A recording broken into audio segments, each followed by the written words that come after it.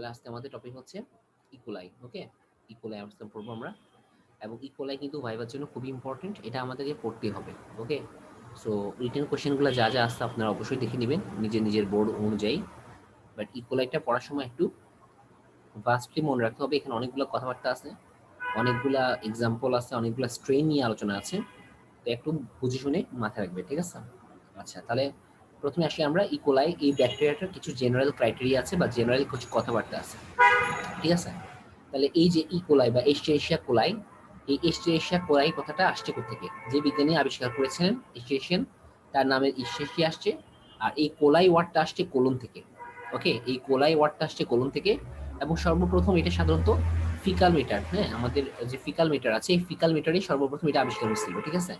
তাহলে এখান থেকে এদের নামকরণ করা হয়েছে ইস্টেরিশিয়া কোলাই। তাহলে ইস্টেরিশিয়া আসছে তার যে আবিষ্কার করেছে তার নাম থেকে। আর এটা কোলাই মানে এটা কোলনে অবস্থান করে ইউজুয়ালি, এই জন্য এখান থেকে আসছে কোলাই বা কোলন। ওকে, সো ইস্টেরিশিয়া কোলাই বা ইকোলাই হচ্ছে একটা গাট ব্যাকটেরিয়া। ওকে, একটা এন্টেরো ব্যাকটেরিয়া বা গাট ব্যাকটেরিয়া, যেটা সাধারণত গাটে অবস্থান করে, গাটের জন্য নর্মাল ফ্লোরা হিসেবে অবস্থান করে। অর্থাৎ এটা অলওয়েজ যে গাটের থেকে রোগ ব্যাধি তৈরি করবে তা না, গাটের মধ্যে এটা স্বাভাবিকভাবে অবস্থান করে এবং উইদাউট এনি ডিজিজ ফর্মিং, মানে কোনো রকমের রোগ ব্যাধি তৈরি করা ছাড়াও কিন্তু গার্ডের নর্মাল ফ্লোরা হিসেবে আমাদের ইকোলাই অবস্থান করে, ঠিক আছে? আচ্ছা, তাহলে এরপর সেটাকে এরপর একটা কথা চলে আসে, যেটা কি গ্রাম পজিটিভ ব্যাকটেরিয়া নাকি গ্রাম নেগেটিভ ব্যাকটেরিয়া? তাহলে আমরা জানি যে ইকোলাই এটা একটা গ্রাম নেগেটিভ ব্যাকটেরিয়া, বিকজ এর যে পেপটাইডোগ্লাইকেন লেয়ার আছে সেটা অনেক পাতলা।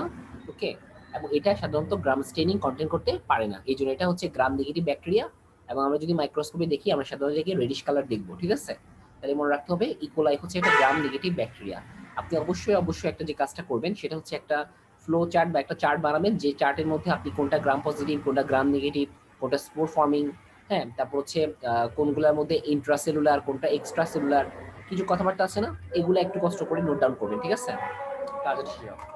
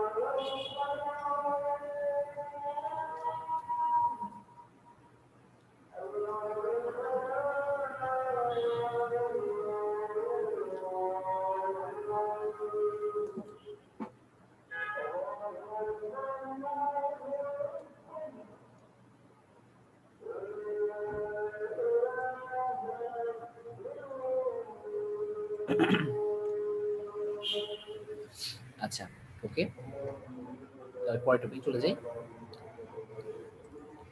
এখন আসেন আর কি ক্যারেক্টারিস্টিক্স বহন করে, ঠিক আছে? এই জেনারেল যে ক্রাইটেরিয়াগুলো বলি, ঠিক আছে, যে গ্রাম পজিটিভ নাকি গ্রাম নেগেটিভ, ওকে, এটা কি মোটাইল নাকি নন মোটাইল, হ্যাঁ, এটা কি এটা কন্টেন্ট করে নাকি কন্টেন্ট করে না, কোন কোন এনজাইম তৈরি করে, এগুলা কিন্তু এমসিকিউর জন্য খুব ইম্পর্টেন্ট, ঠিক আছে? এগুলো ইউজুয়ালি ভাইভা স্যারা কোশ্চেন করে না, ভাইভা একদম গ্রস কোশ্চেন করবে, ঠিক আছে, যে এটার ডিজিজ কি প্রোডাকশন করে বা কি কি ধরনের ডিজিজ প্রডিউস করে, এই ধরনের কোশ্চেনগুলো করে। এই যে জেনারেল যে ক্রাইটেরিয়াগুলো আছে এগুলো ইউজুয়ালি সাধারণত আমাদের ভাইভাই বোর্ডে কোশ্চেন করে না, খুবই রেয়ার। এটা আপনাকে ইউজুয়ালি মনে রাখতে হবে কেন? ওই ব্যাকটেরিয়াটাকে জানার জন্য, অ্যাজ ওয়েল অ্যাজ আমার এমসিকিউ অংশগুলো আনসার করার জন্য, ঠিক আছে? আচ্ছা, তাহলে এখন আসেন ইকোলাই একটা গ্রাম নেগেটিভ ব্যাকটেরিয়া এবং এটা ক্যাটালিস্ট নেগেটিভ পজিটিভ ব্যাকটেরিয়া। তাহলে আমরা সবাই জানি ক্যাটালিস্ট হচ্ছে একটা স্পেশাল টাইপের এনজাইম। তাহলে ক্যাটালিজের কাজটা কি? ক্যাটালিজের কাজ হচ্ছে যে যেটা ইউজুয়ালি হাইড্রোজেন পারঅক্সাইডকে ভেঙে ফেলে এবং হাইড্রোজেন পারঅক্সাইডকে ভেঙে সে ওয়াটার এবং অক্সিজেন তৈরি করে। আর তাহলে যখন হাইড্রোজেন পারঅক্সাইডকে ভাঙবে এবং ওয়াটার এবং অক্সিজেন মলিকুল তৈরি করবে, তখন কি হবে, আমাদের এই যে টেস্ট টিউবের মধ্যে যেখানে আমি হাইড্রোজেন পারঅক্সাইড নিয়েছিলাম তার উপর একটা ফোম তৈরি হবে। সেটা দেখে বুঝতে পারবো, ফোম মানে হচ্ছে বাবল তৈরি হবে, আসলে অক্সিজেনের বাবল তৈরি হবে, যেটা থেকে বুঝতে পারবো যে আমার এই ব্যাকটেরিয়াটা কি করতে পারে, এই ব্যাকটেরিয়াটা ক্যাটালিস নামক এনজাইম তৈরি করতে পারে। ঠিক আছে, তাহলে এটা হচ্ছে একটা ক্যাটালিস পজিটিভ ব্যাকটেরিয়া। আচ্ছা, আর কি এনজাইম তৈরি করতে পারে বলা হচ্ছে, ইকোলাই একটা স্পেশাল এনজাইম তৈরি করে। স্পেশাল বলতেছি কারণ এটা স্পেশালিটি ওই তৈরি করে, সেটা হচ্ছে বিটা গ্যালাক্টোসাইডেস তৈরি করে। এখন কোশ্চেন হচ্ছে এই বিটা গ্যালাক্টোসাইডেসটা কি কাজে লাগে। আচ্ছা, এটা হচ্ছে একটা ল্যাকটোজ ফার্মেন্টিং এনজাইম। কি করে, সে ল্যাকটোজগুলোকে ব্রেক করে ফেলে এবং ল্যাকটোজকে ভেঙে সে গ্লুকোজ এবং গ্যালাক্টোজে কনভার্ট করে। ল্যাকটোজকে ভেঙে সে গ্লুকোজ এবং গ্যালাক্টোজকে কনভার্ট করে। তাহলে যখন কেউ ল্যাকটোজ জাতীয় খাবার খায়, মানে দুগ্ধ জাতীয় পণ্য খায়, এবং তার গাটে যদি প্রচুর পরিমাণ ইকোলাই থাকে, ইউজুয়ালি ইকোলাই কি করে, এই ল্যাকটোজগুলোকে ব্রেক করে ফেলে এবং গ্লুকোজ এবং গ্যালাক্টোজে কনভার্ট করে। এটা আপনার জন্য ভালো, একদিক দিয়ে এইটা আপনার ল্যাকটোজগুলা আপনার অ্যাবজর্পশনে সাহায্য হচ্ছে। ঠিক আছে, তাহলে বিটা গ্যালাক্টোসাইডেস এনজাইম দিয়ে আমার ইকোলাই কি করলো, ল্যাকটোজকে ব্রেক করে ফেললো এবং ল্যাকটোজকে ভাঙলে তৈরি হয় দুটো জিনিস, একটা হচ্ছে গ্লুকোজ আর একটা হচ্ছে গ্যালাক্টোজ, যেটা আলটিমেটলি কি হবে, অ্যাবজর্পশন হবে, ইজি হবে অ্যাবজর্পশন হওয়া। ঠিক আছে, আচ্ছা তাহলে এটা আমি কিভাবে প্রমাণ করতে পারবো যে এটা কাজ করতে পারে। তো বলা হচ্ছে ইউজুয়ালি আমরা একটা কি করি, আমরা একটা ফেনল ল্যাকটোজ নিই। ওকে, ফেনল ল্যাকটোজের প্রাথমিক কালার হচ্ছে পিঙ্ক কালার। এই ফিনল ল্যাকটোজের প্রাথমিক কালার হচ্ছে পিঙ্ক কালার। ঠিক আছে, তো আমি যদি এই ফিনল ল্যাকটোজের মধ্যে যদি আমি ইকোলাইকে কলোনি করি বা ইকোলাই যদি আমি কাল্টিভেট করি, কালচার করি, আলটিমেটলি কি হবে, ইকোলাই যখন সংখ্যাগতভাবে বৃদ্ধি পাবে তখন তারা বিটা গ্যালাক্টোসাইডেস এনজাইম রিলিজ করবে এবং কি করবে, এই ফেনল ল্যাকটোজের মধ্যে যে ল্যাকটোজ আছে সেটাকে ভেঙে গ্লুকোজ এবং গ্যালাক্টোজে কনভার্ট করবে। আর যখনই এই ল্যাকটোজটা ভেঙে গ্লুকোজ এবং গ্যালাক্টোজে কনভার্ট হবে তখন ফেনল আলটিমেটলি কি হবে, তার কালারটা চেঞ্জ করে পিঙ্ক কালার থেকে ইয়েলো কালারে কনভার্ট হবে। তাহলে এটা এভাবে আমরা বুঝতে পারবো যে আমার এই যে এনজাইম, আমি যে ব্যাকটেরিয়াটা নিয়ে কাজ করছি, সেই ব্যাকটেরিয়াটাকে আমার বিটা গ্যালাক্টোসাইডেস প্রোডাকশন করতে পারে নাকি পারে না। তো এটা পড়ছে আমি এক্সাম, মানে আমি একটা পরীক্ষা করে বুঝতে পারবো যেটা আসলে কি ল্যাকটোজ ফার্মেন্টেড ব্যাকটেরিয়া নাকি না। ওকে, আচ্ছা, আর এটা হচ্ছে ফ্যাকাল্টেটিভ অ্যানারোব। অলরেডি আমরা জানি ওই যে what is anaerobe, what is aerobic, what is facultative, what is obligatory, এগুলো আপনারা জানেন, এটা আপনারা এখন মাথায় থাকবে। ঠিক আছে, এগুলো খুব বেশি ইম্পর্টেন্ট না। আচ্ছা, তাহলে এখানে দুটো ওয়ার্ড খুব ইম্পর্টেন্ট, একটা হচ্ছে এটা ক্যাটালিস পজিটিভ ব্যাকটেরিয়া, আর সবচেয়ে বেশি ইম্পর্টেন্ট যেটা সেটা হচ্ছে ক্যাটালিস থেকেও, সেটা হচ্ছে এটা কি করে, বিটা গ্যালাক্টোসাইডেস নামক এনজাইম তৈরি করে। এবং এটার কাজ কি, সব কিছু কিছু জিনিস যেটা ইম্পর্টেন্ট বলতেছি সেটা সারা জিনিস করতে পারে, যে হ্যাঁ আমার এই ব্যাকটেরিয়াটা স্পেশালিটি কি এনজাইম তৈরি করতে পারে। স্পেশালি যখন বলবো তখন বলবো স্যার এটা বিটা গ্যালাক্টোসাইডেস এনজাইম তৈরি করতে পারে, যেটা আলটিমেটলি ল্যাকটোজকে ভেঙে গ্লুকোজ এবং গ্যালাক্টোজে কনভার্ট করে, যেটা আমাদের গ্লুকোজগুলোকে বা ল্যাকটোজগুলোকে অ্যাবজর্পশন হেল্প করে। ঠিক আছে, গাটে থেকে আমাদের ল্যাকটোজগুলোকে সে অ্যাবজর্পশনে হেল্প করে। ঠিক আছে, আচ্ছা, এই জন্য কি বলি ল্যাকটোজ ফার্মেন্টার। ওকে, আচ্ছা, এখন আসি এটা কি মোটাইল নাকি নন মোটাইল। ওকে, এটা কি মোটাইল নাকি নন মোটাইল বলা হচ্ছে, আমাদের যে ইকোলাই আছে সেটা হচ্ছে একটা মোটাইল ব্যাকটেরিয়া। কেন, দি কন্টেইন ফ্লাজেলা, দি কন্টেইন ফ্লাজেলা, মনে রাখতে হবে ফ্লাজেলা হচ্ছে একটা অর্গানালিস, যে অর্গানালিস বা যে অর্গানটা দিয়ে আমার আলটিমেটলি ব্যাকটেরিয়াগুলো মুভ করতে পারে। তাহলে আমার যেহেতু ইকোলাই ফ্লাজেলা কন্টেইন করে, তাহলে অবশ্যই সে মোটাইল। এবং ইউজুয়ালি ইকোল একটা ক্যাপসুলেটেড ব্যাকটেরিয়া, আমরা বলি এনক্যাপসুলেশন হয়, মানে এনক্যাপসুলেটেড থাকে, এর বাইরে একটা পলিস্যাকারাইডের ক্যাপসুল থাকে, যে ক্যাপসুলটা ওকে কি করে, ওকে বিভিন্ন ডাব্লিউবিসি বা বিভিন্ন ম্যাক্রোফেজ থেকে ফেগোসাইটোসিস প্রসেস থেকে প্রোটেক্ট করে। এটা তার একটা কি প্রোটেক্টিভ মেকানিজম। তাহলে আমার ইকোলাই ব্যাকটেরিয়াটা কি করে, ক্যাপসুল কন্টেইন করে, যেটা তাকে বিভিন্ন ম্যাক্রোফেজ থেকে, বিভিন্ন নিউট্রোফিল থেকে ফেগোসাইটোসিসের হাত থেকে রক্ষা করে। এটা হচ্ছে তার একটা স্পেশালিটি। ওকে, এটা হচ্ছে তার একটা ভিরুলেন্স ফ্যাক্টর। তাহলে আমাকে মনে রাখতে হবে ইকোলাই হচ্ছে একটা ক্যাপসুলেটেড ব্যাকটেরিয়া। আপনি অবশ্যই একটা চার্টের মধ্যে কোন কোন ব্যাকটেরিয়াগুলো ক্যাপসুলেটেড এবং কোন কোন ব্যাকটেরিয়াগুলো ক্যাপসুলেটেড নয়, আসলে ক্যাপসুলেটেড নয় সেটা আমার দরকার নাই, কোন কোন ব্যাকটেরিয়াটা ক্যাপসুলেটেড সেটা একটু লিখবে আপনারা। ঠিক আছে, আমার যদি টাইম থাকতো আমি এগুলো করে দিব আপনাদের। ঠিক আছে, আমার যদি টাইম থাকতো এগুলো আমি করে দিতাম। আসলে একটা কথা মাথায় রাখবেন, আমার মাইক্রোবায়োলজিতে একটা সমস্যা, সেটা হচ্ছে মাইক্রোবায়োলজি হচ্ছে প্রত্যেকটা টপিক আলাদা আলাদা। এক্ষেত্রে আমার কিন্তু মানে কনসিকুয়েন্স বা একটার সঙ্গে একটাকে রিলেট করা একটু টাফ। ঠিক আছে, এখানে আমার ইকোলাইয়ের সঙ্গে স্যালমোনেলাকে রিলেট করা টাফ, এখানে ইকোলাইয়ের সঙ্গে আমার স্ট্রেপ্টোককাসকে রিলেট করা টাফ। প্রত্যেকটা ব্যাকটেরিয়া একটা স্পেশালিটি আছে, আলাদা করে কিছু ক্রাইটেরিয়া আছে। এই জন্য এখানে মনে রাখতে হবে ট্রিক্স ধরে, কিভাবে ট্রিক্স ধরে, এখানে আপনাকে কিছু চার্ট বানিয়ে নিতে হবে। হ্যাঁ, কোনটা কি এনজাইম তৈরি করতেছে বা কোনটা কি ধরনের স্পেশালিটি কাজ করতেছে, এগুলো আপনাকে একটু আলাদাভাবে চার্ট করে করে পড়তে হবে যদি আপনি মনে রাখতে পারেন, লং টাইম ধরে মনে রাখতে চান। ঠিক আছে, অন্যান্য আমাদের প্যাথো বা ফার্মার মতো আমাদের যে কনসিকোয়েন্সটা আছে বা একটা জিনিস বুঝলে আরেকটা জিনিস ইজিলি মনে রাখতে পারবো, সেটা কিন্তু আমার মাইক্রোবায়োলজিতে তুলনামূলক কম। ঠিক আছে, কারণ মাইক্রোবায়োলজিতে টপিকগুলো এমনিতেও ডিফারেন্ট। হ্যাঁ, এখানে ব্যাকটেরিয়া, একটা হচ্ছে ভাইরাস, একটা হচ্ছে প্যারাসাইট, একটা হচ্ছে মাইক্রোলজি বা ছত্রাক, ফাঙ্গাস। সো আলটিমেটলি কিন্তু 4টা ডিফারেন্ট টপিক। আবার এদের মধ্যেও যে টপিকগুলো আছে প্রত্যেকটা কিন্তু একটা থেকে ডিফারেন্ট। এখানে কিন্তু একজনের সঙ্গে আরেকজনের কোনো কি নাই, মিল নাই।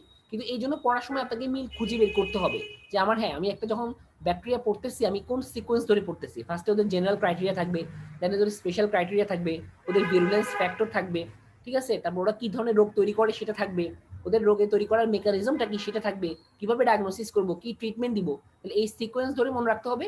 এবং প্রাথমিক অবস্থায় কোনটা স্পেশালিটি কি, কোনটা ক্যাপসুলেটেড, কোনটা নন ক্যাপসুলেটেড, হ্যাঁ, কোনটা গ্রাম পজিটিভ, কোনটা গ্রাম নেগেটিভ, কোনটা আমার কি বলে স্পোর তৈরি করে, কোনটা করে না, কোনটা ইন্ট্রাসেলুলার, কোনটা extracellular.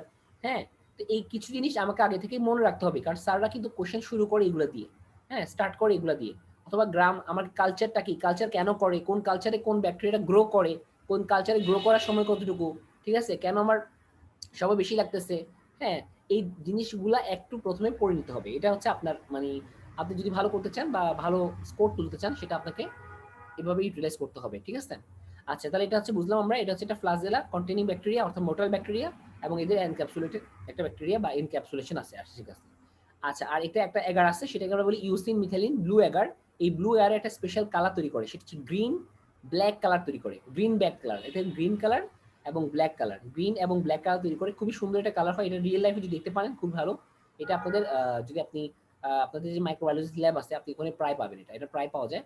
So green black colour একটা এই কি বলে কালার তৈরি করে, খুব সুন্দর কালারটা হয় রিয়েল লাইফে, আপনি দেখতে পান। এটা নট ইম্পর্টেন্ট, মনে দরকার নেই। এখন আসেন, যেটা ইম্পর্টেন্ট সেটা হচ্ছে যে এই ব্যাকটেরিয়াটাকে আমরা দুইভাবে চিন্তা করতে পারি।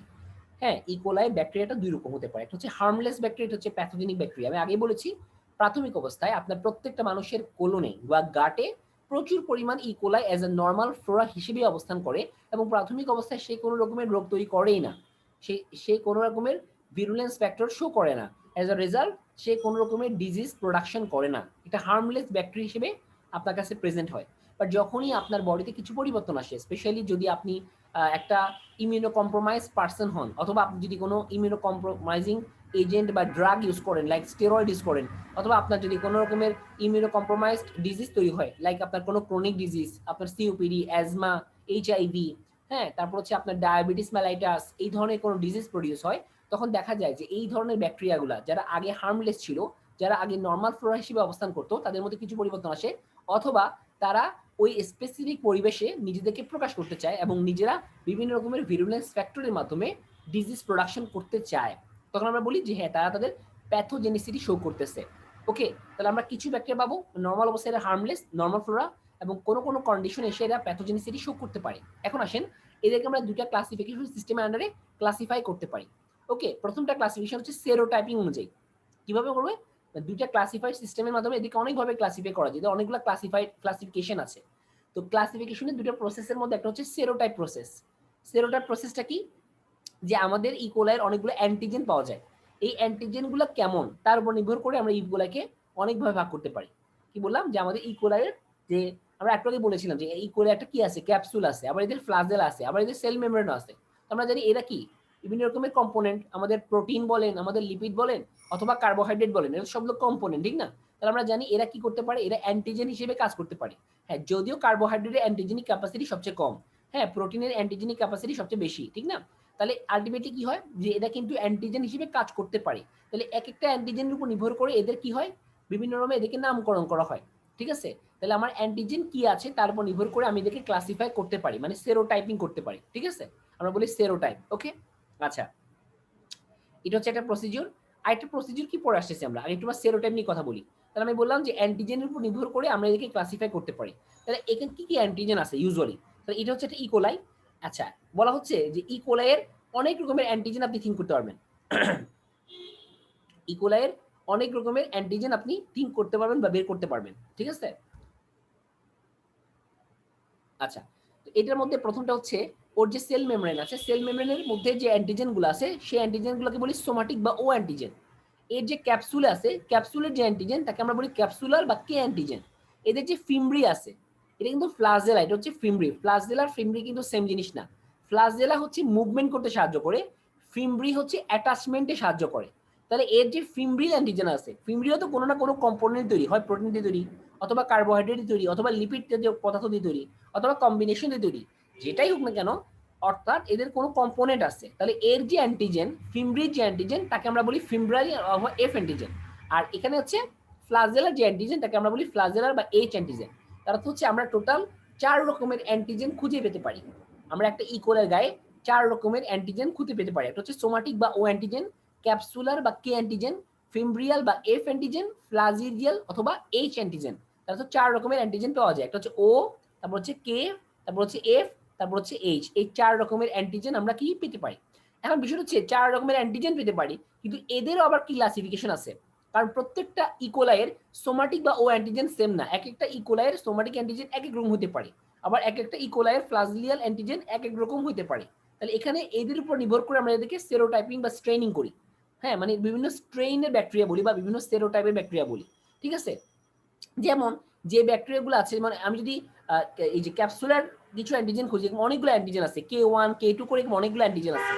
এর মধ্যে আবার স্পেশালিটি যেটা K1 অ্যান্টিজেন, হ্যাঁ, যে সকল ইকোলাইগুলা K1 অ্যান্টিজেন কন্টেইন করে, তারা সাধারণত ওই স্ট্রেইনটা স্পেশালিটি ভাবে বা স্পেশাল ভাবে তারা নিউনেটাল মেনিনজাইটিস করে। তাহলে বোঝা যাচ্ছে যে এখানে এক একটা স্ট্রেইন এক একটা কাজে পারদর্শী, বা এক একটা স্ট্রেইন এক একটা স্পেশালিটি স্পেশাল কাজে কাজ করে। আমরা বলতেছি যে আমাদের ক্যাপসুলার অনেক অ্যান্টিজেন কন্টেনিং ব্যাকটেরিয়া আছে। ঠিক আছে, ক্যাপসুলার অনুযায়ী অনেকভাবে ভাগ করতে পারি, K1 K2 K3 করে অনেকগুলো অ্যান্টিজেনিক স্ট্রেন আছে। কিন্তু সবগুলো স্ট্রেন সব রকম কাজ করে না। তার মধ্যে K1টা কি করে, নিউনেটাল মেনিনজাইটিস করে। আবার এখানে দেখেন, এখানে একটা স্ট্রেন আছে স্পেশাল অ্যান্টিজেন, কিছু স্পেশাল স্ট্রেন আছে যেগুলো স্পেশালিটি অ্যাভেলেবলি পাওয়া যায়। হ্যাঁ, আপনি তো বলতে পারেন ভাই আমি ইচ্ছা করলে O1 O2 O3 হাজার হাজার বাড়াতে পারবো। হ্যাঁ, বাড়াতে পারবেন, বাট সবগুলো কমন না। আমরা ইউজুয়ালি এনভায়রনমেন্টে যে সবগুলো কমন পাই সেগুলো নিয়ে বেশি আলোচনা করি। তো বলা হচ্ছে O157:H7, মানে যে ব্যাকটেরিয়াটার, হ্যাঁ, O157 এবং H7, এই স্ট্রেনে যে ব্যাকটেরিয়াটা আছে, ঠিক আছে, বা এই অ্যান্টিজেন কন্টেইন যে ব্যাকটেরিয়াটা আছে, এটা পরিবেশে খুবই কমন, এবং এটা ইউজুয়ালি কিছু স্পেশাল ডিজিজ তৈরি করে, যেমন হেমোরেজিক কোলাইটিস তৈরি করে। তারপর হচ্ছে হেমোলাইটিক ইউরেমিক সিনড্রোম, আমরা বলি হাস সিনড্রোম, HUS সিনড্রোম তৈরি করে। অথবা এই স্ট্রেনটা ইউজুয়ালি ডায়রিয়াল আউটব্রেক করে। একটা সময় বা একটা কত সালে দেখা গেছে যে প্রচুর মানুষের ডায়রিয়া হচ্ছে, একটা ডায়রিয়া আউটব্রেক তৈরি হয়েছে, যে প্যান্ডেমিক বলি না আমরা, যে হ্যাঁ আমরা একটা যেমন যেমন আগে কি হতো, যে আমার কলেরা একটা প্যান্ডেমিক পড়ে যেত, এরকম করে এরকম প্যান্ডেমিক পড়ে গেছিল। ঠিক আছে, যে প্রচুর ডায়রিয়া হচ্ছে মানুষের, তখন দেখা গেল যে ওই এলাকাটায় যে গার্ড মানে ফিকাল ম্যাটার আছে সেগুলো পরীক্ষা করে দেখা গেল যে ওখানে প্রচুর পরিমাণ ইকোলাই পাওয়া গেল, এবং ওখানে স্ট্রেনটাও আবিষ্কার হয়েছিল O157 এবং H2H7 এটা। তো এটা বলা হচ্ছে যে এই স্ট্রেনটা স্পেশালি অনেকগুলো ডিজিজ প্রোডিউস করতে পারে। তার মধ্যে একটা হচ্ছে হেমোরেজিক কোলাইটিস করতে পারে, হেমোলাইটিক ইউরেমিক সিনড্রোম করতে পারে, এবং ডায়রিয়াল আউটব্রেক করতে পারে। ঠিক আছে, এছাড়া আরো অনেকগুলো সেরোটাইপ আছে, বলা হচ্ছে অনেক সেরোটাইপ আছে। তার মধ্যে কমন সেরোটাইপের সংখ্যা হচ্ছে less than or more than or equal 200 serotype আরো কমন হতে পারে। ঠিক আছে, আরো আছে এরকম আরো অনেক সেরোটাইপ আছে, বাট সেগুলো আমাদের জন্য জানার দরকার নেই, বিকজ সবগুলো অ্যাভেলেবেল না। তাহলে আমরা সেরোটাইপ অনুযায়ী এই ব্যাকটেরিয়াকে অনেকভাবে ভাগ করতে পারি। ঠিক আছে, তাহলে কোনটা কি নাম এটা মনে রাখবেন, স্যার কোশ্চেন করে এটা। আচ্ছা, এখন আসে প্যাথোটাইপ। তাহলে আগেটা ছিল সেরোটাইপ, এখন হচ্ছে প্যাথোটাইপ। তাহলে আমরা এই সেরোটাইপ অনুযায়ী ব্যাকটেরিয়াগুলোকে ক্লাসিফাই করতে পারি, আবার প্যাথোটাইপ অনুযায়ী ব্যাকটেরিয়াগুলোকে ক্লাসিফাই করতে পারি। তাহলে এই পার্থক্য কোথায়? সেরোটাইপ ছিল কিন্তু যে অ্যান্টিজেনিক ডাইভার্সিটি ছিল, এক একটা সঙ্গে অ্যান্টিজেনের ডাইভার্সিটি ছিল, একজনে এক এক রকম। কিন্তু প্যাথোটাইপের মানে কি? প্যাথোটাইপ হচ্ছে কি, যে group of organism of same species that cause disease in the same way. তা বলা হচ্ছে যে ধরেন, একটু মাথায় রাখতে হবে, যে ধরেন আমার আমার কথার কথা আমি জানি না আছে কিনা, ধরেন O17 বলে একটা সেরোটাইপ আছে, কথার কথা, আবার H18 বলে বা H19 বলে একটা সেরোটাইপ আছে। তাহলে হ্যাঁ, দুইটা ডিফারেন্ট সেরোটাইপ, ও হচ্ছে O সেরোটাইপ, ও হচ্ছে H সেরোটাইপ। কিন্তু যদি এমন হয় যে ওরা দুজনই একই রকমের ডিজিজ প্রডিউস করে, ওদের ডিজিজ প্রডিউসিং মেকানিজম সেম, ঠিক আছে, ও যে এরকম করে ডিজিজ প্রডিউস করে, ও সেই রকম করে ডিজিজ প্রডিউস করে, ডিজিজ প্রোডাকশন করার মেকানিজমটাও সেম, এবং ডিজিজটাও সেম, হ্যাঁ, ডিজিজের ক্যাটাগরিও সেম, তাহলে আমরা বলবো যে ওরা একই প্যাথোটাইপের মধ্যে পড়ে, মানে ওদের প্যাথোজেনিসিটি সেম। তাহলে প্যাথোজেনিসিটির উপর নির্ভর করে, মানে আপনার স্ট্রেন যাই হোক না কেন, সকল স্ট্রেন মিলিয়ে টোটাল 5 রকমের প্যাথোজেনিসিটি শো হয়। স্ট্রেন অনেক রকম হতে পারে, কিন্তু এমন হতে পারে যে বিভিন্ন স্ট্রেন একই রকম ডিজিজ প্রডিউস করে। তো বলা হচ্ছে আমার স্ট্রেন যাই থাকুক না কেন, আমার সবগুলো স্ট্রেন মিলে আলটিমেটলি কয়টা ডিজিজ প্রোডাকশন করতে পারে বা কয় রকমের কয় ধরনের কয় মেকানিজমে ডিজিজ প্রডিউস করতে পারে বলা হচ্ছে 5 রকমের মেকানিজমে ডিজিজ প্রডিউস করতে পারে। প্যাথোজেনিসিটি হতে পারে 5 টাইপসের। তাহলে এরা কি কি প্যাথোজেনিক? একটা হচ্ছে প্রথমটা হচ্ছে এক হচ্ছে শিগা like toxin producing E. coli. শিগা like toxin producing E. coli, আমরা জানি যে শ্রীগালা যে ব্যাকটেরিয়া আছে সেই ব্যাকটেরিয়াগুলো যে টক্সিন প্রডিউস করে তাকে বলি শিগা টক্সিন। তাহলে এই স্ট্রেনের ব্যাকটেরিয়াগুলো ইউজুয়ালি শিগা লাইক টক্সিন তৈরি করতে পারে এবং এদের মেকানিজম সেম। সংক্ষেপে বলি এসটিইসি, স্ট্যাক। সংক্ষেপে এগুলো মনে রাখতে হবে, অনেক সময় সংক্ষেপে উচ্চারণ করা হয়। এরপর হচ্ছে এন্টেরোটক্সিজেনিক ইকোলাই, আমরা বলি ইট্যাক। এরপর হচ্ছে এন্টেরো ইনভেসিভ ইকোলাই, একে বলি ইআইএক। এরপর হচ্ছে এন্টেরো প্যাথোজেনিক ইকোলাই, ইপ্যাক। আর হচ্ছে ইউরোপ্যাথোজেনিক ইকোলাই বা ইউপ্যাক। ঠিক আছে, তাহলে এই 5 রকমের বা 5 টাইপের মেকানিজম সমৃদ্ধ কি করতে পারে ডিজিজ প্রোডাকশন হতে পারে, স্ট্রেন যাই হোক কেন। তাহলে মাল্টিপল স্ট্রেন একই রকমের ডিজিজ প্রোডাকশন করতে পারে, ইটস পসিবল। ওকে,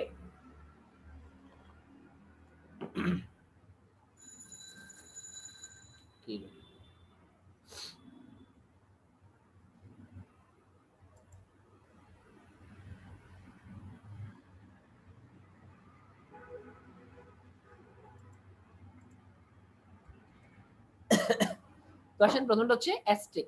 তাহলে Shiga like toxin producing E. coli.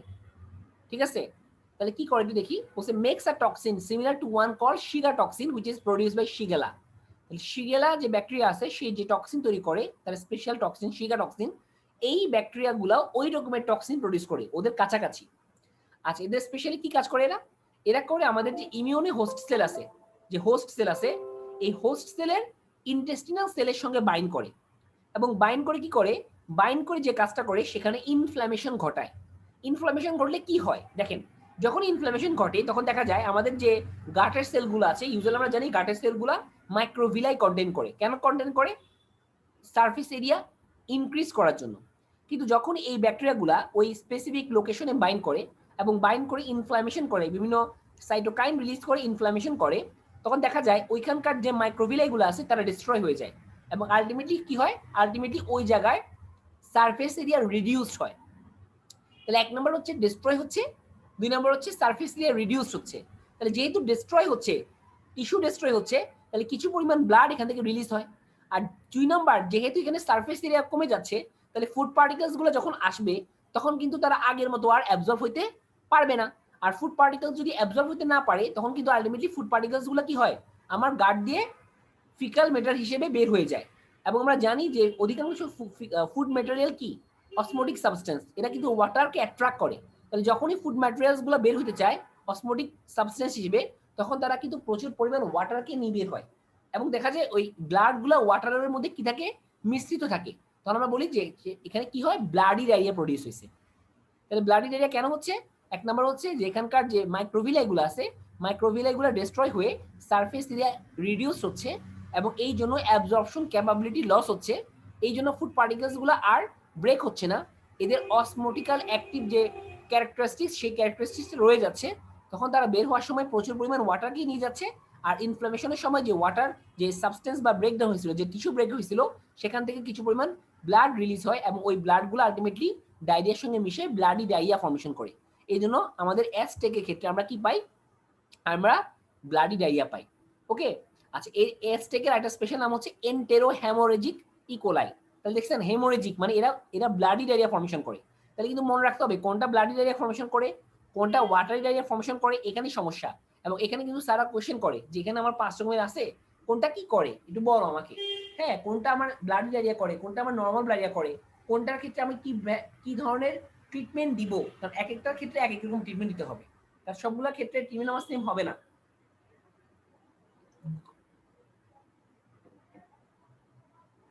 ওকে, সো এটা আমাকে মাথায় রাখতে হবে।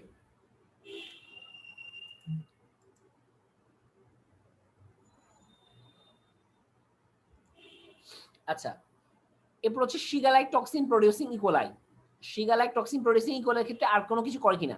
আচ্ছা, এখানে একটা সিনড্রোম আছে, এটা স্পেশাল সিনড্রোম আছে, সেটা হচ্ছে হেমোলাইটিক ইউরিমিক সিনড্রোম। তাহলে আমরা এটুকু বলেছিলাম যে আমার মনে আছে কিনা আমি জানি না, ও 157:H7 যে স্ট্রেন ছিল, এই স্ট্রেনটা কি করে, তিনটা ডিজিজ প্রডিউস করে, হেমোরেজিক ইকোলাই, হেমোরেজিক কোলাইটিস, ওই যে একটু পাইছেন হেমোরেজিক ইকোলাইটিস, এবং কি বলেছিলাম হাস হেমোলাইটিক ইউরেমিক সিনড্রোম। তাহলে এই যে স্ট্রেইনটা আছে এটাই সাধারণত কি করে শিগালাইক টক্সিন প্রোডিউসে ইকোলাই হিসেবে কাজ করে, মানে এটার এই স্ট্রেইনটাই আমার প্যাথোজেনিক হিসেবে স্টেক। ওকে, আচ্ছা তাহলে কি করে হাস তৈরি করে, কি করে হাস তৈরি করে haemolytic uraemic syndrome, haemolytic uraemic syndrome. আচ্ছা এখন কোশ্চেন হচ্ছে এই হাসের স্পেশালিটি কি, কি কাজ হয় দেখি আমরা। বলা হচ্ছে এই যে মেকানিজমটাতে আমার যে শিগালাইক টক্সিন প্রোডিউসিং ইকোলাই আছে সে কি করে কিছু টক্সিন, শিগা টক্সিন সে ব্লাডে রিলিজ করে দেয়, ঠিক আছে। কারণ আমাদের নর্মালি ইকোলের অবস্থান হচ্ছে গাটে, তাহলে আলটিমেটলি যদি গাটের ইনফ্লামেশন করে কিছু পরিমাণ ব্যাকটেরিয়া আমার ব্লাডে চলে আসতে পারে, এবং আলটিমেটলি সেই যদি ব্লাডে আমার টক্সিন রিলিজ করে মানে শিগা টক্সিন রিলিজ করতে পারে, তাহলে কি হয় এই শিগালাইক টক্সিনটা যখন সে রিলিজ করে আলটিমেটলি এই শিগালাইক টক্সিনটা ঘুরতে ঘুরতে ঘুরতে ঘুরতে একটা সময় কই চলে আসে আমাদের কিডনিতে, আমাদের নেফ্রনে চলে আসে, এবং সে কি করে একটু জানতো। হ্যালো আসসালামু আলাইকুম, হ্যাঁ কি বলছেন?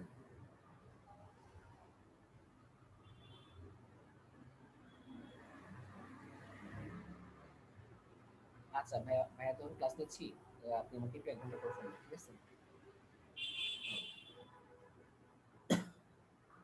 আচ্ছা কই কি ছিলেন জানো? হ্যাঁ, সো এই যে টক্সিন সাবস্টেন্স গুলো আছে তারা আলটিমেটলি কি করে আমাদের নেফ্রনে চলে আসে, এবং নেফ্রন এসে যে কাজটা করে সেটা হচ্ছে আমাদের যে বেসমেন্ট গ্লোমেরুলার বেসমেন্ট মেমব্রেন আছে এই বেসমেন্ট মেমব্রেনকে ডিস্ট্রয় করে ফেলে। ওকে, এবং এই গ্লোমেরুলার বেসমেন্ট মেমব্রেনকে যখন সে ডিস্ট্রয় করে ফেলে তখন কি হয়, তখন ওই জায়গায় কিছু গ্যাপ ক্রিয়েট হয়, এবং ওই গ্যাপ দিয়ে প্রোটিনগুলো কি করে আলটিমেটলি সে টিউবুলার ফ্লুইড দিয়ে আলটিমেটলি ইউরিনে চলে আসে, অর্থাৎ প্রোটিনে যখন আমরা ইউরিন পাই প্রোটিন ইউরিয়া হয়, ঠিক আছে। তাহলে আমাদের প্রথম যে কাহিনীটা হয় সেটা হচ্ছে এই শিগা টক্সিনগুলা আমাদের নেফ্রনে অ্যাটাক করে, এবং নেফ্রনে এসে সে গ্লোমেরুলার বেসমেন্ট মেমব্রেনটাকে ডিস্ট্রয় করে ফেলে, এবং আলটিমেট রেজাল্ট হচ্ছে গ্লোমেরুলার বেসমেন্ট মেমব্রেন যখন ডিস্ট্রয় হয়ে যাবে তখন ওখানে কিছু পোর্ট তৈরি হবে, এবং ওই পোর্ট দিয়ে আলটিমেটলি প্রোটিনগুলা ফ্ল্যাশ আউট হয়ে যাবে, এবং আমার ইউরিনের মধ্যে আমরা প্রোটিন পাবো। So this is called proteinuria. আচ্ছা এখন বিষয়টা হচ্ছে এই শিগালাইক টক্সিনগুলা যখন এই জায়গায় অ্যাটাক করবে তখন আমাদের কিন্তু কি আছে এখানে মাইক্রোগ্লায়াল সেল আছে, আমাদের যে নেফ্রন এখানে নেফ্রনে কিছু মাইক্রোগ্লায়াল সেল আছে যেগুলো একটা এজ আ ডাব্লিউবিসি।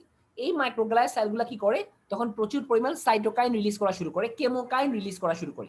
এই সাইটোকাইন এবং কেমোকাইনের অ্যাট্রাকশনে প্রচুর পরিমাণ থ্রোম্বোসাইট বা প্লাটিলেট এই জায়গায় চলে আসে, এবং প্লাটিলেট এসে কি করে আলটিমেটলি যে গ্যাপগুলো ক্রিয়েট হয় ওই গ্যাপগুলো ক্লোজ করার জন্য প্লাটিলেট তখন কি করে ওই জায়গায় বাইন্ড করা শুরু করে, ঠিক আছে। তাহলে প্রচুর পরিমাণ প্লাটিলেট যখন এই জায়গায় চলে আসে তখন ব্লাডের মধ্যে প্লাটিলেটের পরিমাণ কমে যায়, এবং ব্লাডের মধ্যে ডেভেলপ করে থ্রোম্বোসাইটোপেনিয়া। তাহলে প্লাটিলেটগুলো কোথায় চলে আসছে, প্লাটিলেটগুলো চলে আসছে নেফ্রনে। কেন আসছে, নেফ্রনের মধ্যে যে হোলগুলো ক্রিয়েট হয়েছে, নেফ্রনের মধ্যে যে ইনজুরিগুলো ক্রিয়েট হয়েছে, যে গ্যাপগুলো ক্রিয়েট হয়েছে সেই গ্যাপগুলোকে ক্লোজ করার জন্য প্লাটিলেট আসছিল due to attraction of cytokine and chemokine. But ultimate result হচ্ছে যখন হিউজ অ্যামাউন্টের প্লাটিলেট আমার ব্লাডে থেকে আমার এই জায়গাগুলোতে চলে আসছে তখন কিন্তু ব্লাডের মধ্যে প্লাটিলেটের পরিমাণ কি হয়ে গেছে, কমে গেছে, এবং আলটিমেট রেজাল্ট হচ্ছে থ্রোম্বোসাইটোপেনিয়া ডেভেলপ করছে, ঠিক আছে। তাহলে আমরা এই হাস সিনড্রোমের মধ্যে একটা পাচ্ছি প্রোটিনুরিয়া আর কি পাচ্ছি থ্রোম্বোসাইটোপেনিয়া। এখন থ্রোম্বোসাইটোপেনিয়া হওয়ার আরো অনেকগুলো কজ আছে, যেমন কি হতে পারে দেখাতে বলতেছি ভাইয়া। এই যে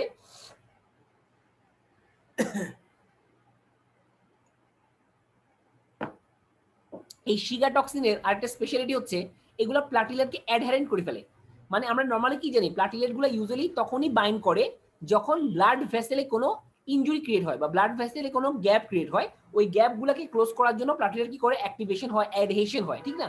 কিন্তু এই শিগা টক্সিনের একটা বাজে অভ্যাস হচ্ছে এই শিগা টক্সিন প্লাটিলেটগুলোকে এমনিতেই অ্যাক্টিভেট করে ফেলে, এবং অ্যাজ আ রেজাল্ট এই প্লাটিলেটগুলো কি করে আমাদের ব্লাড ভেসেলের মধ্যে যে জায়গাগুলা ছোট ছোট যে যে ব্রাঞ্চগুলো আছে সেই ব্রাঞ্চগুলোর মধ্যে গিয়ে তারা কি করে একটার সঙ্গে একটা অ্যাক্টিভেট হয়ে আটকায় বসে থাকে, ফলে ওই ব্রাঞ্চগুলোর মধ্যে কি হয় এরকম কিছু বাধা ক্রিয়েট হয়। কিন্তু এখন জিনিসটা হচ্ছে যখনই আরবিসি গুলা ওই জায়গা দিয়ে যাওয়ার ট্রাই করে তখন কি হয়, তখন এই ছোট জায়গা দিয়ে যখন সে পাস করার ট্রাই করে, হ্যাঁ তখন যে সমস্যাটা হয় সেটা হচ্ছে এই যে বাধাটা, এই যে একটা গ্যাপ, একটা কি বলে একটা অবস্ট্রাকশন ক্রিয়েট হয়েছে, এই অবস্ট্রাকশনটা কি ক্রস করার সময় দেখা যায় আরবিসি গুলা আর তাদের শেপ মেনটেন করতে পারে না এবং আরবিসি গুলো ভেঙে যায়, ঠিক আছে। তাহলে আরবিসি গুলো যখন ভেঙে যায় মানে হেমোলাইসিস ডেভেলপ করে, এটাকে আমরা বলি মাইক্রো এনজিওপ্যাথিক হেমোলাইসিস, মাইক্রো এনজিওপ্যাথিক হেমোলাইসিস, ঠিক আছে। এবং আলটিমেট রেজাল্ট হচ্ছে পেশেন্টে কি ডেভেলপ করে, অ্যানিমিয়া ডেভেলপ করে।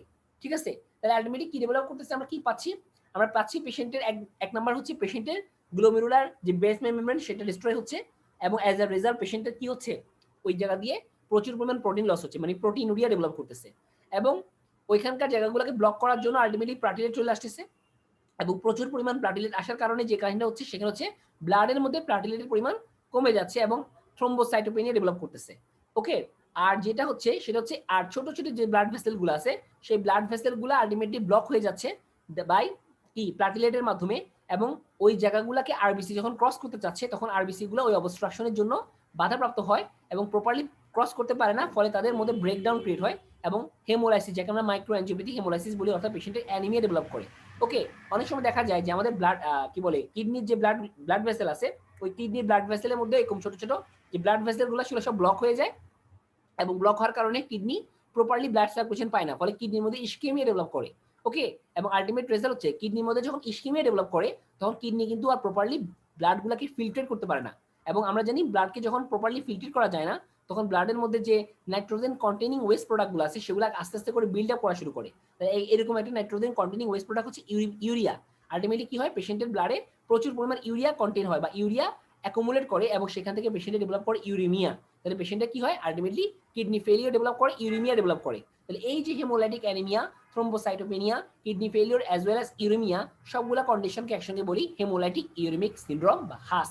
ওকে, এতটুকু মনে রাখেন, এটা প্যাথোলজিতে আছে, ওখানে ডিটেইলস আর পড়ে নেবেন। আচ্ছা, তাহলে আমরা প্রথম বলবো এস্টেক বা সিগারেট টক্সিন প্রোডিউসিং ইকোলাই। ওকে, এখন হচ্ছে ইটেক, এন্টেরোটক্সিনজেনিক ইকোলাই। তো এন্টেরোটক্সিনিক ইকোলাইটা কেমন দেখি আমরা একটু। ভালো আছে এটা, দেখেন এখানে যেটা হয় সেটা হচ্ছে যে আমাদের এই এন্টেরোটক্সিজেনিক ইকোলাই, দেখেন নামই বলা হচ্ছে এন্টেরো মানে আমাদের এন্টেরোসাইট, টক্সিজেনিক মানে টক্সিসিটি করে। এই জন্যই এই ব্যাকটেরিয়াগুলা ইউজুয়ালি এন্টেরোসাইট এসে দুই রকমের টক্সিন তৈরি করে, একটাকে বলি হিট ল্যাবাইল এন্টেরোটক্সিন আর এটাকে বলি হিট স্ট্যাবল এন্টেরোটক্সিন। ওকে, আলটিমেটলি যে সময়টা হয় এই টক্সিনগুলা কোন রকমের ইনফ্ল্যামেশন করে না, বরং এই টক্সিনগুলো যে কাজটা করে সেটা হচ্ছে এই টক্সিনগুলা আমাদের এই এন্টেরোসাইটের উপরে বসে ওদের অ্যাবজর্পশন ক্যাপাবিলিটি লস করে ফেলে। কি বললাম কথাটা, যে এই যে টক্সিনগুলো আছে একটা হচ্ছে হিট ল্যাবাইল এন্টেরোটক্সিন আর একটা হচ্ছে হিট স্ট্যাবল এন্টেরোটক্সিন, এই দুইটা টক্সিন কোনো রকমের ইনফ্ল্যামেশন ঘটায় না, অর্থাৎ গাট ওয়ালে কোনো রকমের ডিস্ট্রাকশন হয় না, বরং এই টক্সিনগুলা আমাদের গাট ওয়ালের উপর বসে গাট ওয়ালের অ্যাবজর্পশন ক্যাপাবিলিটি কমায় ফেলে। আলটিমেটলি ফুড পার্টিকেলস গুলো আর বের কি অ্যাবজর্ব হয় না, এবং তারা যখন বের হয় তারা প্রচুর পরিমাণ ওয়াটার নিয়ে বের হয়, এবং অ্যাজ আ রেজাল্ট পেশেন্টের ওয়াটারি ডায়রিয়া ডেভেলপ করে, কিন্তু কোনো ব্লিডিং হয় না। অর্থাৎ এই পেশেন্টগুলোর ক্ষেত্রে আমরা কোনো ব্লিডিং পাবো না, কোনো ব্লাডি ডায়রিয়া পাবো না, শুধুমাত্র ওয়াটারি ডায়রিয়া পাবো। তাহলে এই ডায়রিয়ার স্ট্রেনটা আমাদের জন্য মোটামুটি সেফ, বিকজ এটা আমাদের গাট ওয়ালে কোনো ইনজুরি করে না। এবং দেখা যায় ইউজুয়ালি কি যে এই ব্যাকটেরিয়া এইটার জন্য আমাদের কোনো ট্রিটমেন্ট প্রয়োজন হয় না, এটা সাধারণত পেশেন্ট রিস্ক নিলে পর্যাপ্ত পরিমাণ ফ্লুইড আপটেক করলে এমনিতেই কি হয় এটা ঠিক হয়ে যায়। ঠিক আছে, এটা সেফ একটা সাইড। এবার আসে ইন্টেরো ইনভেসিভ ইকোলাই। ইন্টেরো ইনভেসিভ ইকোলাই তাহলে এটা কি করে, দেখেন এটা কি করে, এখানে যে ব্যাকটেরিয়াগুলো আছে এটা প্রাথমিক যে কাজটা করবে সেটা হচ্ছে এই ব্যাকটেরিয়াগুলা সরাসরি এন্টেরোসাইট কর্তৃক অ্যাবজর্ব হয়ে যায়, অর্থাৎ এরা এন্টেরোসাইটের মধ্যে ঢুকে যায়, এবং এন্টেরোসাইটে ঢুকে তারা ভিতর থেকে বা ইন্ট্রাসেলুলারলি ইনফ্লামেশন করা শুরু করে, এবং দেখা যায় ওই সেলটা পুরোটাই ডিস্ট্রয় হয়ে যায়। প্রাথমিক অবস্থায় আমাদের মাইক্রোভিলাইগুলো ডিস্ট্রয় হয়, পরবর্তীতে পুরো সেলটাই ডিস্ট্রয় হয়ে যায়। এই জন্য এই ওয়ার্ড নামটা হচ্ছে ইন্টেরো ইনভেসিভ, কারণ এটা কি করে ইনভেসিভনেস শো করছে, সেলকে ইনভেসিভ করছে, ইনফিলট্রেট করছে, এবং অ্যাজ আ রেজাল্ট সেলের মধ্যে ইনফ্লামেশন হচ্ছে, এবং একটা সময় গিয়ে দেখা যায় পুরো সেলটাই ডিস্ট্রয় হয়ে যায়। তাহলে সেল যখন ডিস্ট্রয় হয়ে যায় তখন আলটিমেটলি কি হয়, প্রচুর পরিমাণ ব্লাড লস হয় বা ব্লাডগুলো সব লুমেনে চলে আসে, এবং আলটিমেটলি ফুড পার্টিকেলসগুলো অ্যাবজর্ব হতে পারে না, ফলে ব্লাডি ডায়রিয়া ডেভেলপ করে। তাহলে ইন্টেরো ইনভেসিভ ইকোলাইয়ের মধ্যে কি পাবো আমরা, ব্লাডি ডায়রিয়া পাবো। ঠিক আছে,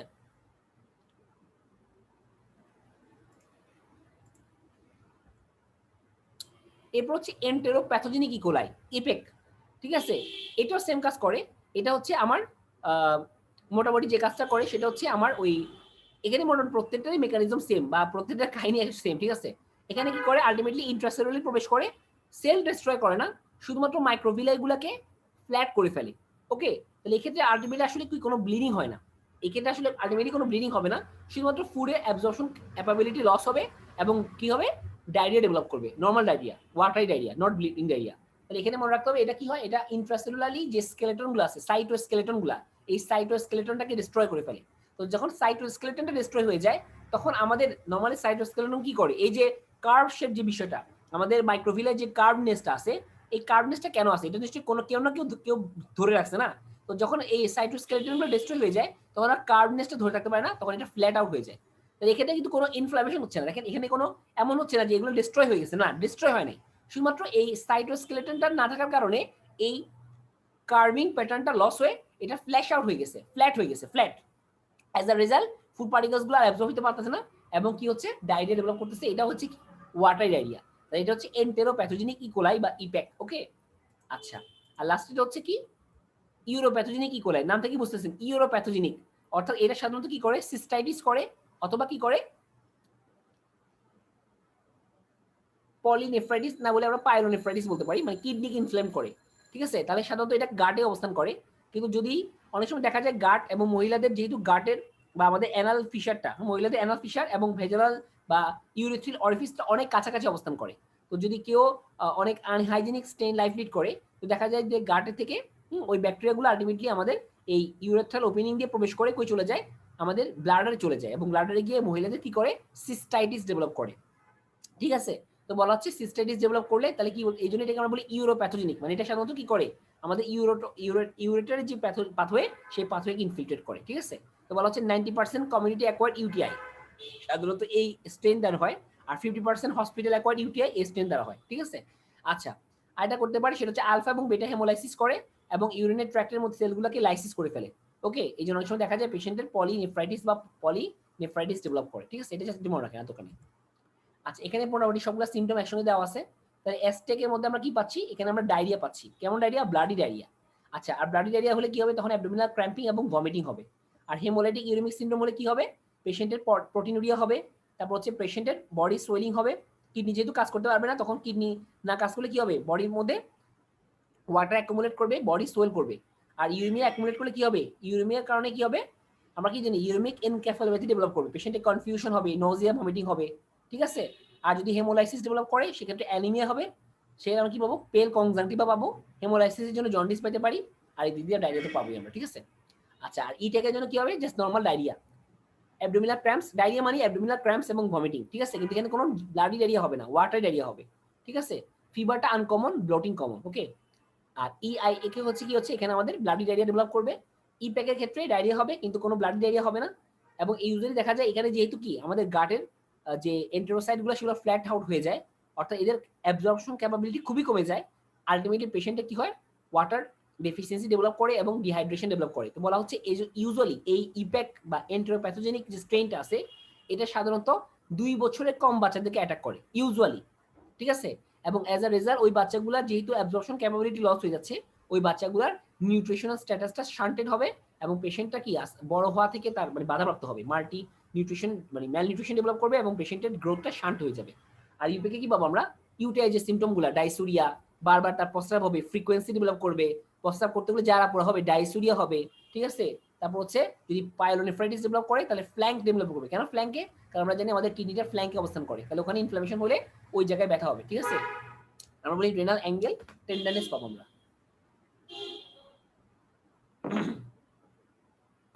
বলে এই এটা মনে রাখেন, তাহলে মনে রাখলে হয়ে যাবে। তাহলে আমরা এখানে পাচ্ছি এস্টেক আর আইএক, এই দুইটা হচ্ছে ব্লাডি ডায়রিয়া তৈরি করে, বাদ বাকিগুলা নন ব্লাডি ডায়রিয়া তৈরি করে, আর এটা হচ্ছে একমাত্র যেটা ইউটিআই তৈরি করে। তাহলে একটু এভাবে মনে রাখেন। আর একমাত্র এস্টেক যেটা, সেটা হচ্ছে কি আমাদের স্পেশাল দুইটা কাজ করে, একটা হচ্ছে ব্লাডি ডায়রিয়া করে, একটা হচ্ছে হাস করে।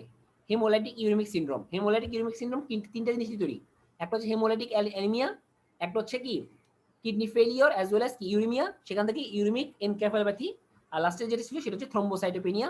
আলটিমেটলি কি হচ্ছে, এই কন্ডিশনগুলো আপনি বলে দিবেন। ক্লিয়ার?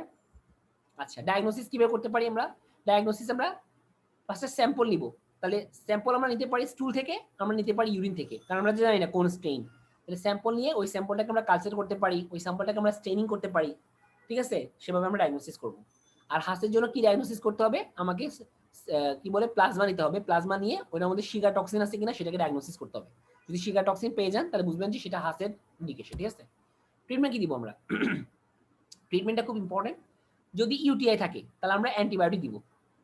ইউজুয়ালি আমরা অ্যান্টিবায়োটিক কোনটা দিই ইউটিআই এর জন্য, ক্লোট্রিমক্সাজল এবং নাইট্রোফুরান্টোইন, কোট্রিমক্সিসাজল এবং নাইট্রোফুরান্টোইন দিতে পারি, অথবা ফ্লোকুলিনাস সদস্য যেমন সিপ্রোফ্লক্সাসিন। একটা মনে রাখবেন, সিপ্রোফ্লক্সাসিন কাকে দেওয়া যাবে না, যাতে একে আছে অ্যাকিউট কিডনি ইনজুরি বা অ্যাকিউট কিডনি ফেলিওর আছে, তাদেরকে আমরা সিপ্রোফ্লক্সাসিন দিব না, এটা একটা কিডনি নেফ্রোটক্সিক ড্রাগ। ওকে, আচ্ছা। আর যদি দেখেন যে পেশেন্টের তেমন কোনো ব্লাডি ডায়রিয়া নাই, ঠিক আছে, সেক্ষেত্রে ব্লাডি ডায়রিয়া না থাকলে আমরা পেশেন্টকে কোনো অ্যান্টিবায়োটিক দিব না, শুধুমাত্র তার ডিহাইড্রেশন কভার করার জন্য আমরা তাকে ওটস স্যালাইন খাওয়াবো, ঠিক আছে। আচ্ছা, আর যদি দেখেন না পেশেন্টের কি আছে, ব্লাডি ডায়রিয়া আছে, সেক্ষেত্রে আমরা অ্যান্টিবায়োটিক ইউজ করতে পারি, যেমন ডক্সিসাইক্লিন বা ক্লোট্রিমক্সাসিন ইউজ করতে পারি, ঠিক আছে। আচ্ছা, আর যদি হেমোলাইটিক ইউরেমিক সিনড্রোম ডেভেলপ করে, তাহলে সেক্ষেত্রে কি করতে হবে, ফার্স্ট অফ অল তার ইউরিয়া, যেহেতু তার কিডনি ফেলিয়ার হয়ে গেছে, কিডনি কাজ করতেছে না, তাহলে আমার ব্লাডটাকে ফার্স্টে ফিল্ট্রেট করতে হবে, পরিষ্কার করতে হবে, তার জন্য আমরা কি করব, ডায়ালাইসিস করব। আচ্ছা, আর যেহেতু এখানে কি হয়, আমার প্রচুর পরিমাণ ইনফ্লামেশন থাকে, এই জন্য এটাকে প্রিভেন্ট করার জন্য আমরা কর্টিকোস্টেরয়েড ড্রাগ ইউজ করব। ব্লাড দরকার হলে ব্লাড ট্রান্সফিউশন দিব। আর এখন বর্তমান কালে দেখা যাচ্ছে যে প্লাজমাটাকে পরিষ্কার করতে হয়, প্লাজমা ফেরিসিস কি করে, আমরা কি করব, প্লাজমাটাকে ক্লিন করব, প্লাজমার মধ্যে যে শিকা টক্সিনগুলো আছে বা এক্সেসিভ পরিমাণ ইউরিয়াগুলো আছে, সেগুলোকে আমরা কি করব, প্লাজমা ফেরিসিস দিয়ে ক্লিন করব, মানে আমরা প্লাজমাটাকে চেঞ্জ করে দিব, ঠিক আছে। এইগুলো হচ্ছে ট্রিটমেন্ট প্রোটোকল বা আমরা ইউজ করতে পারি। তাহলে মেন কথা হচ্ছে আমরা নর্মালি তাকে জাস্ট ওরসালিন খাওয়াবো। যদি ব্লাড ডায়রিয়া থাকে, আপনার কাছে মনে হয় যে ইনফেকশনের চান্স আছে, ঠিক আছে, সেক্ষেত্রে আমরা পেশেন্টকে অ্যান্টিবায়োটিক ইউজ করব। আচ্ছা, আর যদি আপনার কাছে ইউটিআই লাগে, তাহলে আমরা ইউটিআই জন্য অ্যান্টিবায়োটিক হিসেবে ক্লোট্রিমক্সাসিল এবং নাইট্রোফুরান্টোইন ইউজ করব। আর হেমোলাইটিক ইউরেমিক সিনড্রোম হলে প্রথমে আমরা ব্লাডটাকে ফিল্ট্রেশন করব, পরিষ্কার করব ডায়ালাইসিস দ্বারা। ইনফ্লামেশন কমানোর জন্য কর্টিকোস্টেরয়েড ইউজ করব। যদি ব্লাড অ্যানিমিয়া ডেভেলপ করে, সেক্ষেত্রে ব্লাড ট্রান্সফিউশন দিব। ওকে, আর ভালো হয় যদি প্লাজমাটা চেঞ্জ করতে পারি, মানে প্লাজমা ফেরিসিস করব, ঠিক আছে। So this is the treatment protocol, এতটুকু মনে রাখতে হবে। ক্লিয়ার? ওকে, আমার একটা ক্লাস আছে আজকে পর্যন্ত। আল্লাহ হাফেজ, ভালো থাকেন, টাটা।